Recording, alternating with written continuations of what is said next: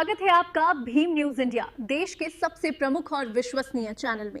आप देख रहे हैं भीम न्यूज इंडिया। नमस्कार, मैं आपके साथ हूं। आइए जानते हैं आज की ताजा अपडेट्स। देश और दुनिया में क्या चल रहा है उसकी पूरी जानकारी लेकर हाजिर हैं। सबसे पहले बात करते हैं आज के मुख्य समाचार की। संसद में वंदे मातरम के 150 साल पूरे होने पर शानदार बहस हुई। प्रियंका गांधी ने किस तरीके से प्रधानमंत्री नरेंद्र मोदी को सुनाया, देखिए एक रिपोर्ट। मैं हूं आपका दोस्त विनय कुमार सिंघल। प्रियंका गांधी ऐसा लगता था कि पूरी तैयारी से तथ्यों के साथ सदन में आई और सत्ता पक्ष के सदस्य भी अवाक रह गए। इस चर्चा में भाग लेने का मौका दिया, इसके लिए मैं आपको धन्यवाद देती हूं। आज जिस विषय पे हम चर्चा कर रहे हैं वह केवल एक विषय नहीं है, भारत की आत्मा का एक हिस्सा है। हमारा राष्ट्रगीत उस भावना का प्रतीक है जिसने सोए हुए, गुलामी में सोए हुए भारत के लोगों को जगाया, जिसने उन्हें हिम्मत दी कि ब्रिटिश साम्राज्य के सामने खड़े होकर वह सत्य और अहिंसा के नैतिक हथियारों के साथ सामना कर पाए। आज ये चर्चा एक भावना के ऊपर है।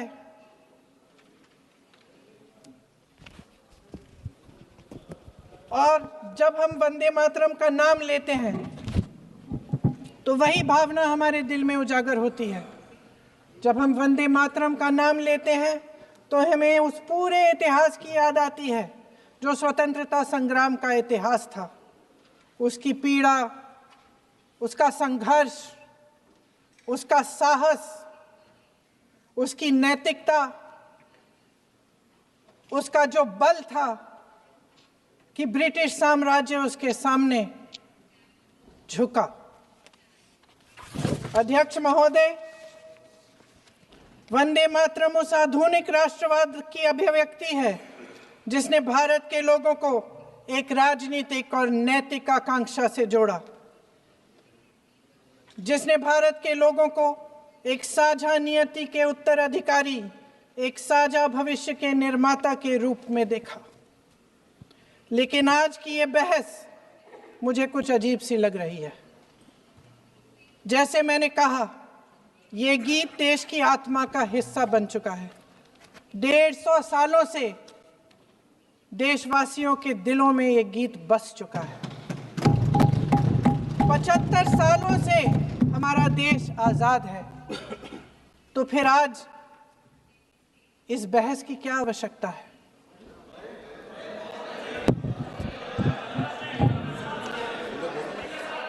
हमारा यहाँ मकसद क्या है?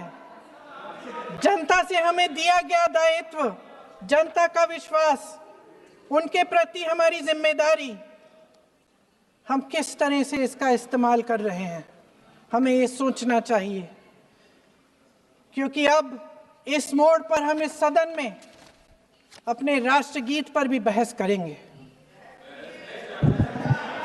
आपने बहस मांगी है, आपने बहस मांगी है। आप तो इलेक्टोरल रिफॉर्म्स की बहस नहीं मांग रहे थे कि जब तक हम इस पर बहस नहीं करेंगे तब तक उस पर बहस नहीं होगी। इसकी वजह क्या है? इसकी वजह क्या है? हम आज यहाँ ये बहस क्यों कर रहे हैं? हमारा राष्ट्रगीत है, इस पर क्या बहस हो सकती है? हम ये बहस यहाँ आज 2 वजहों से कर रहे हैं। पहला कि बंगाल का चुनाव आ रहा है, हमारे प्रधानमंत्री अपनी भूमिका निभाना चाहते हैं उसमें। और दूसरी वजह ये है, ये मकसद है, पुरानी मकसद इनकी, अध्यक्ष महोदय, कि जिन्होंने स्वतंत्रता की लड़ाई लड़ी, जिन्होंने देश के लिए बड़ी बड़ी कुर्बानियां दी, उन पर सरकार नए आरोप लादने का मौका चाहती है। देश का ध्यान फिर से जनता के ज्वलंत मुद्दों से भटकाना चाहती है। यही एक मकसद है आपका। आपका मकसद है कि हम फिर से उसी अतीत में मंडराते रहें, उसी की तरफ हम देखते रहें जो हो चुका है, जो बीत चुका है, क्योंकि ये सरकार वर्तमान और भविष्य की ओर देखना ही नहीं चाहती। वे इस काबिल ही नहीं रही। सच्चाई ये है अध्यक्ष महोदय कि आज मोदी जी वह प्रधानमंत्री नहीं रहे जो एक समय में थे। सच ये है कि ये दिखने लगा है, उनका आत्मविश्वास घटने लगा है, उनकी नीतियां देश को कमजोर कर रही हैं और मेरे सत्ता पक्ष के साथी चुप इसलिए हैं क्योंकि अंदर अंदर से वे भी इस बात से सहमत हैं। आज देश के लोग खुश नहीं हैं अध्यक्ष महोदय, परेशान हैं, तमाम समस्याओं से घिरे हुए हैं, तमाम समस्याओं से घिरे हुए हैं और उन समस्याओं का हल आप निकाल नहीं रहे हैं। हाँ ठीक है, उसका भी बोल लेंगे, समय आएगा तो उसका भी बोल लेंगे, बल्कि कल समय आ रहा है, चुनाव पे चर्चा होगी, उस पे भी बोलेंगे। अध्यक्ष महोदय, इनके भी अपने लोग दबी जबान में कहने लगे हैं कि सारी सत्ता को केंद्रित करने से देश का नुकसान हो रहा है। इस बीच अगर हम अतीत की बातें नहीं करेंगे तो कौन सी बातें करेंगे? ये किसी और बात के काबिल ही नहीं है, सिर्फ ध्यान भटकाना है जनता का। इसलिए आज हम वंदे मातरम पर चर्चा कर रहे हैं। वंदे मातरम देश के कण कण में जीवित है, इस पर बहस नहीं हो सकती। लेकिन चलिए, आपने बहस मांगी, आप बहस करना चाहते हैं, बहस करते हैं। आज इस चर्चा को प्रधानमंत्री जी ने शुरू किया, उन्होंने भाषण दिया और इसको कहने में कोई झिझक नहीं है कि भाषण अच्छा देते हैं, थोड़ा सा लंबा, लेकिन भाषण अच्छा देते हैं। सिर्फ एक कमजोरी है, अगर आप इजाजत दें तो मैं बोलूं, एक कमजोरी है। हाँ, उसी पे बोल रहे हैं, वंदे मातरम पे बोलो आप। अब सर मैंने तारीफ कर ली, थोड़ा और विषय वंदे मातरम का है तो हम वंदे मातरम पर ही रखें, ठीक रहेगा। सर ये वंदे मातरम पे ही है। सर आपने प्रधानमंत्री जी तक सुना था, अब तो शुरू नहीं हुए। सर भाषण बहुत अच्छा देते हैं, लेकिन तथ्यों के मामले में कमजोर पड़ जाते हैं, बहुत कमजोर। इसमें भी एक कला होती है कि तथ्यों को किस तरह से जनता के सामने रखा जाए। मैं तो नहीं हूं, जनता की प्रतिनिधि हूं, कलाकार तो नहीं हूं। इसीलिए मैं चाहती हूं, लेकिन सिर्फ तथ्य के रूप में रखना चाहती हूं।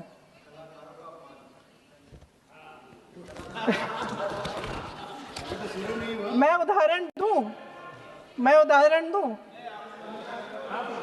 दे देती हूँ। सर मांग रहे हैं सर वंदे मातरम के बारे में, वंदे मातरम की जो सालगिरह पे आपने एक बड़ा कार्यक्रम आयोजित किया था, उसमें प्रधानमंत्री जी ने भाषण दिया। उसमें उन्होंने कहा कि 1896 में पहली बार गुरुदेव रविंद्रनाथ टैगोर ने ये गीत एक अधिवेशन में गाया। उन्होंने ये नहीं बताया कि कौन सा अधिवेशन था, महासभा, हिंदू महासभा का अधिवेशन था, आरएसएस का अधिवेशन था, किस बात से कतरा रहे थे कि ये कांग्रेस का अधिवेशन था। और उदाहरण दूं कि मैं अपना भाषण जारी रखूं, दे रही हूं। जो वंदे मातरम की जो क्रोनोलॉजी है वो भी आप समझिए, जो असली क्रोनोलॉजी है। 1875 में महाकवि बंकिम चंद्र चट्टोपाध्याय ने इस गीत के पहले दो अंतरे लिखे, जो आज हमारे राष्ट्रगीत घोषित हुए हैं, मतलब जो घोषित हुए थे और जिसको हम आज अपना राष्ट्रगीत कहलाते हैं। ये पहले दो अंतरे लिखे। 1882 में 7 साल बाद उनका एक उपन्यास प्रकाशित हुआ, आनंद मठ। उस उपन्यास में यही कविता उन्होंने प्रकाशित की, लेकिन इसमें 4 अंतरे जोड़ दिए। 1896 में कांग्रेस के अधिवेशन में गुरुदेव रविंद्रनाथ टैगोर ने पहली बार ये गीत गाया 1905 में बंगाल के विभाजन के खिलाफ आंदोलन के समय वंदे मातरम जनता की एकता की गुहार बनकर गली गली से उठा। गुरुदेव रविंद्रनाथ टैगोर जैसे महान स्वतंत्रता सेनानी इस गीत को खुद गाते हुए बंगाल की सड़कों पर उतरे। विद्यार्थियों से लेकर किसानों तक, व्यापारियों से लेकर वकीलों तक हर कोई ये गीत गाने लगा। इस गीत की शक्ति को समझिए। ब्रिटिश साम्राज्य इसको सुनकर कांपता था और हमारे देशवासी इसको सुनकर वह मन बनाते थे, वह हिम्मत बनाते थे कि इस भयंकर साम्राज्य के खिलाफ सत्य और अहिंसा के नैतिक हथियारों को लेकर शहीद होने की तैयारी करते थे। ये गीत मातृभूमि के लिए मर मिटने की भावना को जगाता है। इस गीत की शक्ति ये है, इस गीत का हमारे देश से जुड़ाव ये है। लेकिन 1930 के दशक में हमारे देश में जब सांप्रदायिक राजनीति उभरी, तब ये गीत विवादित होने लगा। 1937 में, अब ये मैं दूसरा उदाहरण देने वाली हूँ क्योंकि प्रधानमंत्री जी ने अपने भाषण में इसका उल्लेख किया और गलत किया, इसीलिए मैं इसके जो सच्चे जो तथ्य हैं वो आपके सामने रख रही हूँ। 1937 में नेताजी सुभाष चंद्र बोस कांग्रेस का अधिवेशन कलकत्ता में होने जा रहा था, उसका आयोजन कर रहे थे। तो जो मोदी जी ने पत्र सुनाया सदन में 20 अक्टूबर का और कहा कि जवाहरलाल नेहरू जी ने नेताजी को ये चिट्ठी लिखी और ये कहा कि इस पर चर्चा होनी चाहिए, उससे पहले 3 दिन पहले नेताजी सुभाष चंद्र बोस ने पंडित जवाहरलाल नेहरू को एक चिट्ठी लिखी थी जिसका जिक्र आपके प्रधानमंत्री ने नहीं किया। और इस चिट्ठी में सुन लीजिएगा,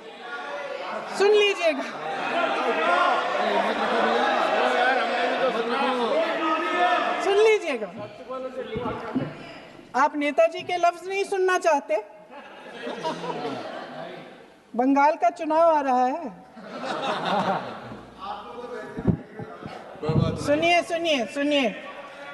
सुनिए। हाँ, कोई बात नहीं, हम तो देश के लिए हैं,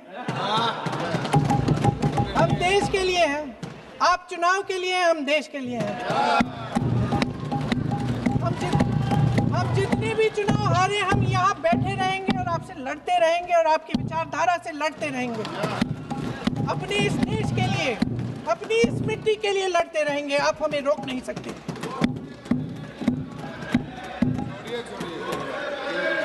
सुन लीजिए सुभाष चंद्र बोस जी ने क्या कहा, सुन लीजिए।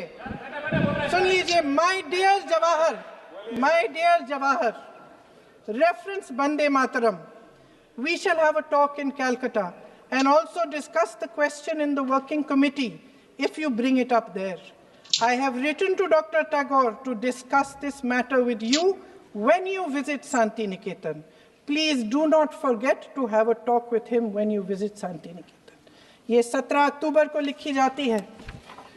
10 अक्टूबर नेहरू जी इसका जवाब देते हैं और आपके और 20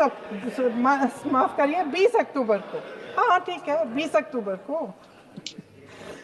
अक्टूबर को नेहरू जी इसका जवाब देते हैं। इस जवाब की एक पंक्ति प्रधानमंत्री जी ने सुनाई, बाकी पंक्तियां क्यों नहीं सुनाई? क्योंकि उनमें नेहरू जी क्या कह रहे हैं? There is no doubt that the present outcry against Vande Mataram is to a large extent a manufactured one by the communalists. Whatever we do, we cannot pander to communalists' feelings, but to meet real grievances where they exist. I have decided now to reach Calcutta on the 25th morning. This will give me time to see Dr. Tagore as well as other friends. समझ रहे हैं आप? प्रधान चुप है तो समझ ही गए होंगे। फिर क्या होता है? फिर नेहरू जी कलकत्ता जाते हैं और गुरुदेव जी से मिलते हैं और उसके अगले दिन गुरुदेव जी एक चिट्ठी लिखते हैं जिसमें वो लिखते हैं, अंग्रेजी में चिट्ठी है, उसका एक अंश मैं आपको हिंदी में बता देती हूँ, जिसमें गुरुदेव जी कहते हैं कि जो दो अंतरे हमेशा गाए जाते थे उनका महत्व इतना गहरा था कि उस हिस्से को कविता के शेष हिस्से तथा पुस्तक के उन अंशों से अलग करने में उन्हें कोई कठिनाई नहीं थी। उन्होंने ये कहा कि स्वतंत्रता संग्राम में हमेशा से वही दो अंतरे ही गाए जाते थे और उनको गाते हुए कुर्बानी देने वाले सैकड़ों शहीदों के सम्मान के लिए उन्हें ऐसे ही गाना उचित रहेगा। उन्होंने यह भी कहा कि बाद में जोड़े गए अंतरों का सांप्रदायिक मायना निकाला जा सकता है और उस समय के माहौल में उनका इस्तेमाल अनुचित होगा।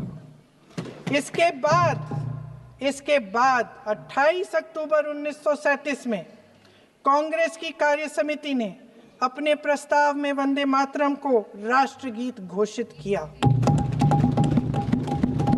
उन्हीं दो अंतरों को कार्य समिति की बैठक में महात्मा गांधी जी, नेताजी सुभाष चंद्र बोस, पंडित नेहरू, आचार्य नरेंद्र देव जी, सरदार पटेल जी, गुरुदेव रविंद्रनाथ टैगोर जी सब मौजूद थे। इस प्रस्ताव के ये सभी महापुरुष इस प्रस्ताव से सहमत थे। आगे क्या होता है ये भी सुना लूं।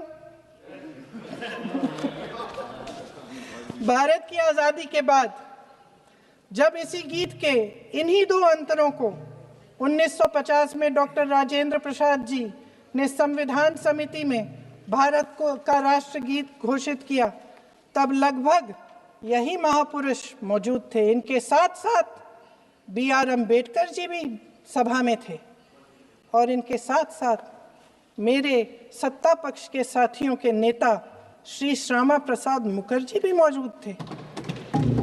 वही दो अंतरे राष्ट्रगीत घोषित किए, किसी ने कोई आपत्ति जारी नहीं की, कोई आपत्ति नहीं जताई। वैसे इन तथ्यों के साथ जुड़ा एक और तथ्य भी है जो मैं यहाँ पे आपके सामने रखना चाहती हूँ। आज हम अपने राष्ट्रगीत पर बहस कर रहे हैं, लेकिन हमारा राष्ट्रगान भी एक कविता का एक अंश ही है, एक लंबी कविता का एक अंश है। और इन दोनों राष्ट्रगीत और राष्ट्रगान के अंश को चुनने में सबसे बड़ी भूमिका गुरुदेव रविंद्रनाथ टैगोर की थी। वंदे मातरम के स्वरूप पर सवाल उठाना, जिसे संविधान सभा ने स्वीकार किया, न सिर्फ उन महापुरुषों का अपमान करना है जिन्होंने अपने महान विवेक से ये निर्णय लिया, मगर एक संविधान विरोधी मंशा को भी उजागर करता है। क्या सत्ता पक्ष के हमारे साथी इतने अहंकारी हो गए हैं कि अपने आप को महात्मा गांधी जी से, रविंद्रनाथ टैगोर जी से, राजेंद्र प्रसाद जी से, बाबा साहब अम्बेडकर जी से, मौलाना आजाद जी से, सरदार पटेल जी से, सुभाष चंद्र बोस जी से बड़ा समझने लग गए हैं? आप देख रहे हैं भीम न्यूज़ इंडिया। यदि आपको हमारे द्वारा दिखाई गई खबरें पसंद है तो प्लीज़ हमारे चैनल को यूट्यूब पर सब्सक्राइब कीजिए, लाइक कीजिए, शेयर कीजिए, कमेंट्स कीजिए। आने वाले नोटिफिकेशन के लिए बेल आइकन का बटन दबाना ना भूलें। भीम न्यूज़ इंडिया के फेसबुक पेज, ट्विटर यानी एक्स और टेलीग्राम पर भी फॉलो कर सकते हैं। बने रहिए हमारे साथ, देखते रहिए आपका अपना लोकप्रिय चैनल भीम न्यूज़ इंडिया। आपका बहुत बहुत धन्यवाद।